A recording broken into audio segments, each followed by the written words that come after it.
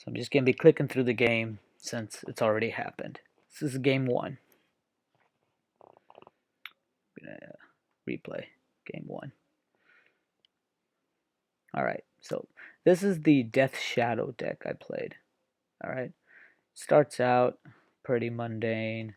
We decide who wants to go first. I decided to keep this hand. It seemed like a decent hand to start with. 2 lands, a way to get more land. I don't know what I'm playing against.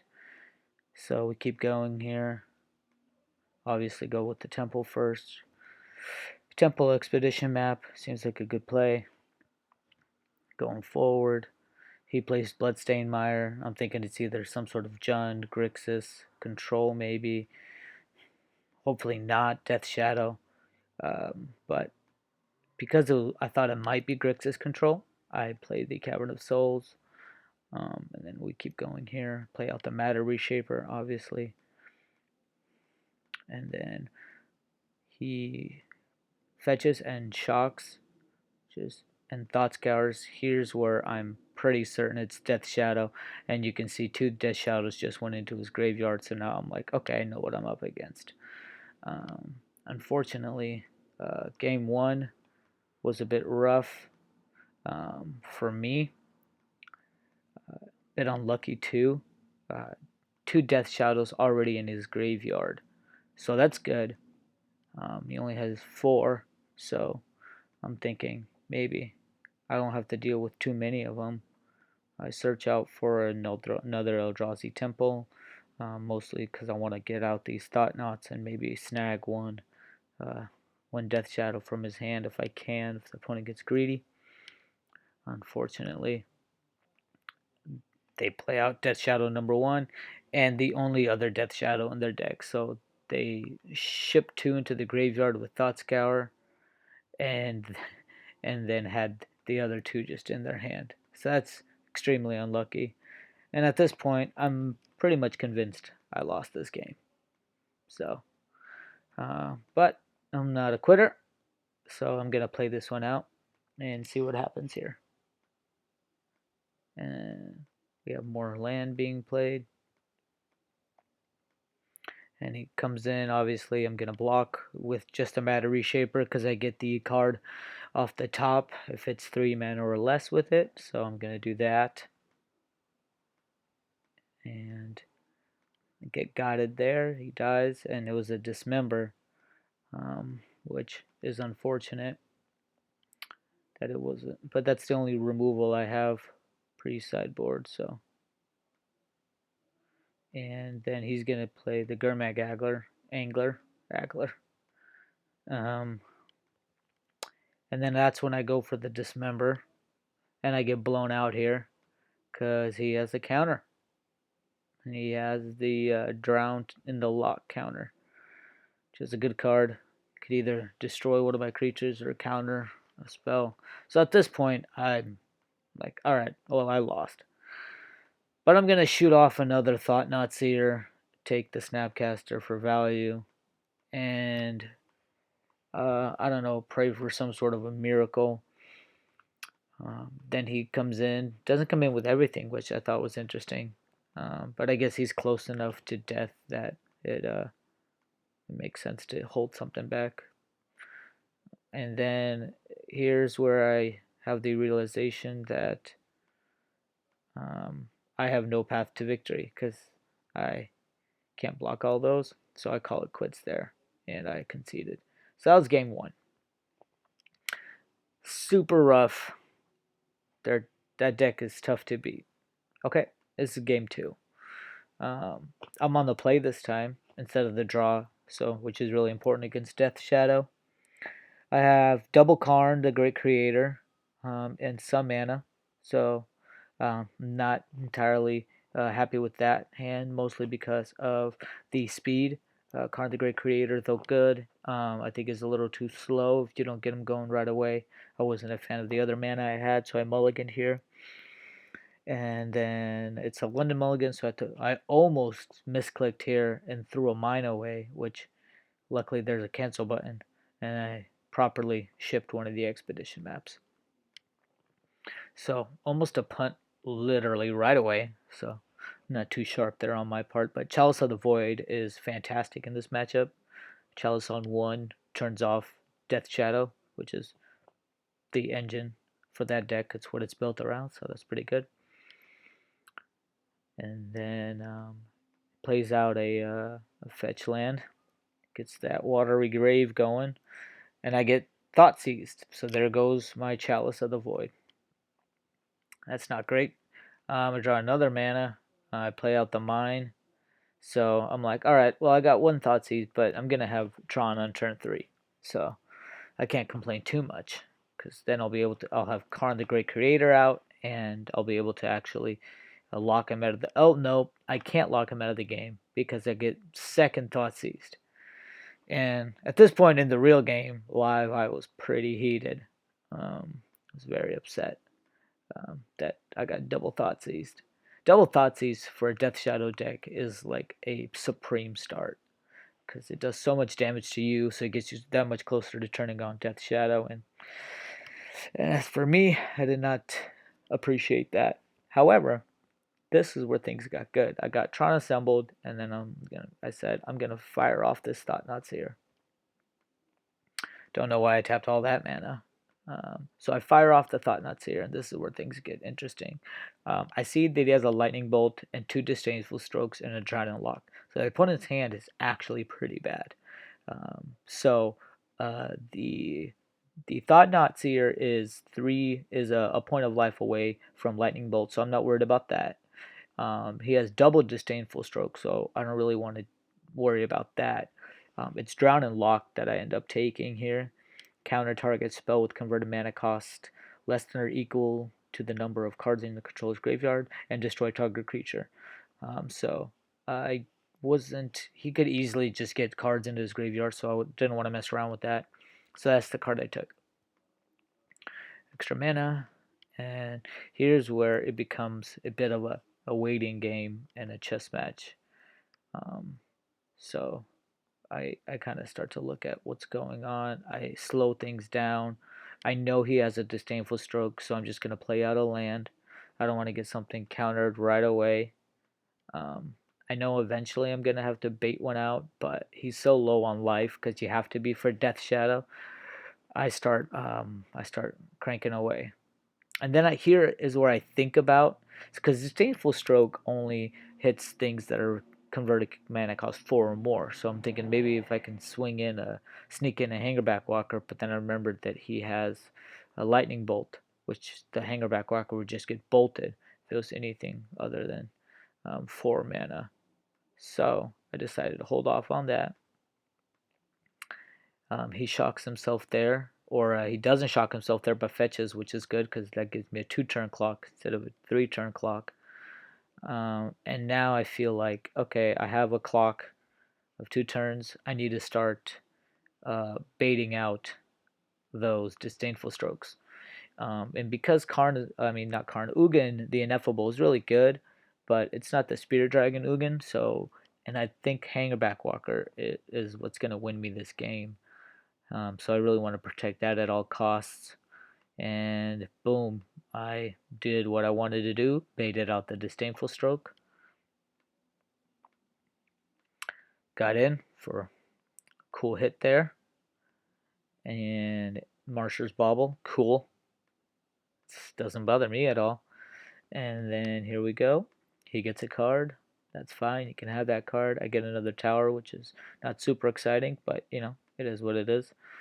And then I swing in one more time because I'm not tripping as to what he has, and he got a Drown and Lock, so that's fine because I get him to use his mana, and that was a potential counter spell too. So I get him to use his mana, so I know that he doesn't have Disdainful Stroke mana.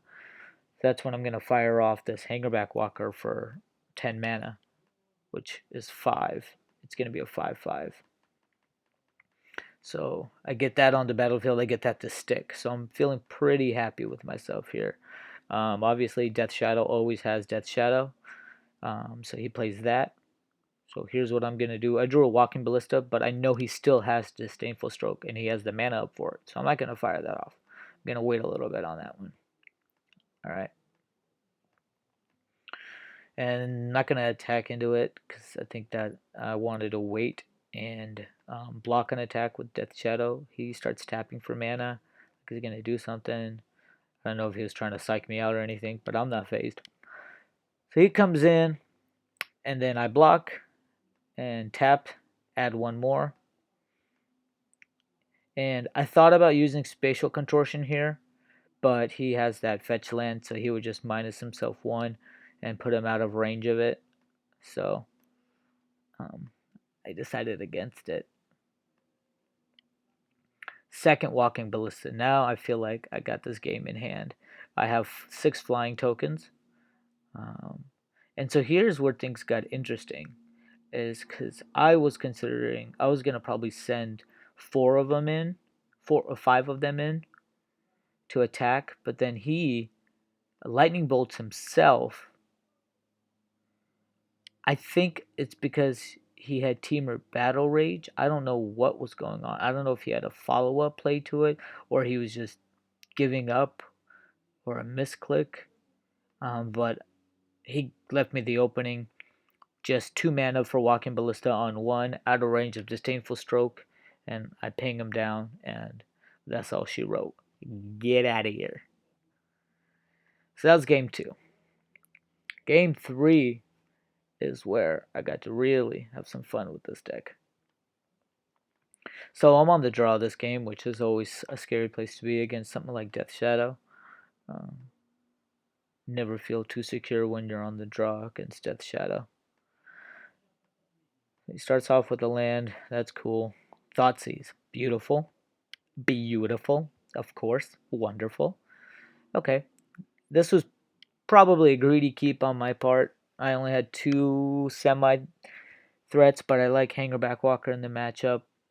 But I had so many pieces of Tron that I was like, man, if I can get that assembled, I have a good shot to win. And I played out the tower. And I also have Blast Zone. Blast Zone's important because Blast Zone comes in with 1 charge counter on it, and I tap 3 mana and sacrifice it to destroy all creatures with that converted mana cost. I can add more counters to it, but I wouldn't, mostly because Death Shadow comes in with 1. And he's going to Inquisition away the Hanger Backwalker, which is fine. That's his prerogative. That's his business. I got the temple, but that's not really helping me right now. I want to get a little bit closer to Tron if I can, so I'm going to play out the mine. Really putting a lot of eggs in this Karn, the Great Creator basket, and I get another land, so that's fantastic. It's great. It's good. It's good. Not at all frustrating. So that was good. But he's not doing much either, which is interesting. I would imagine as a Death Shadow deck, I haven't played one, but as a Death Shadow player, this is not where you want to be in like a control style fight with a deck that's designed to speed up and win really really quick. But guess he's not drawing too hot, or he is trying to play a slower game. But that's perfectly fine for me. I can grind you out. So I played the Blast Zone. As you can see, Blast Zone is on 1, so I have an answer for Death Shadow if he happens to drop it. But because this is game 3, I play a little bit conservative here, as you'll see in the end game. He's playing his man. He's not even shocking himself. So I don't know what exactly is going on. How bad could that guy's hand be? I get a temple. I play at the temple, and here we go. I'm gonna start putting threats out. So I'm going to put out the Reality Smasher. I think what happened is he sideboarded into a more control style deck. Not confident in Death Shadow's ability to go over the top of what I was doing. And here's where I'm perfect. I didn't attack. It wasn't a misclick. I didn't attack on purpose with Reality Smasher. I didn't want to get him too low on life before I could finish the job or lock him out. And he's gonna 2-for-1 himself here. He's gonna take out the Reality Smasher, but he has to sacrifice Teamer Battle Rage, which is a key card for them. For those uninitiated, Teamer Battle Rage basically gives Death double strike and trample to Death Shadow. So that's a game ender. So I'm perfectly fine by that. Do that more often, please. More of those. That was his turn. So I get the Chalice of the Void. So I'm pretty stoked on that. I'm gonna put Chalice here on 1 to lock out Death Shadow, hoping it sticks. He actually fires off a lightning bolt in response to get around Chalice of the Void. So that's fine. You can do that. And then, because I feel more or less confident and I have double, I'm going to fire 1 off. I'm going to use his -2 ability here because I'm going to go to my sideboard and grab an artifact card.